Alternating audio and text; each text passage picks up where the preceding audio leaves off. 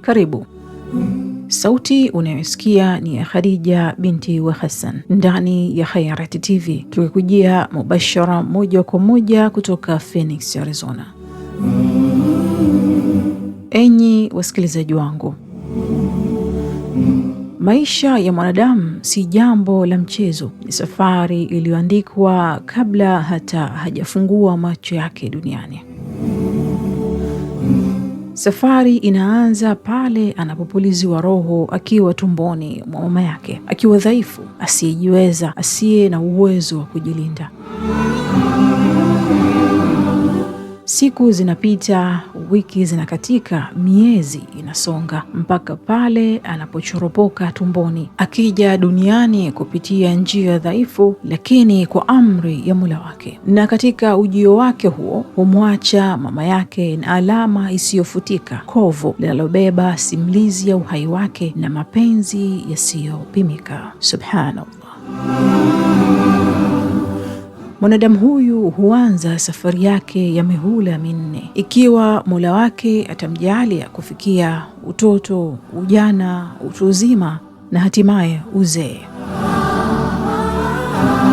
Na ajabu iliyoje! Utoto na uzee hufanana. Katika vyote viwili mwanadamu hurudia katika hali ya udhaifu, hali ya kuhitaji msaada, hali ya kutegemea wengine. Ewe mwanadamu, unajivunia nini ili hali mwanzo wako ni dhaifu na mwisho wako ni dhaifu? Lakini pamoja na udhaifu huo umepewa heshima kubwa, umefanywa kuwa khalifa wa ardhi. Unatembea juu ya dunia, unaacha alama, unaacha athari. Lakini jiulize, athari zako zitakuwa zipi, njema au mbaya? Kila hatua unayopiga, kila neno unalosema, kila tendo unalotenda, vyote vinajenga historia yako. Vyote vinaandika simulizi yako, na vyote vitaendelea kuishi hata baada ya wewe kuondoka duniani.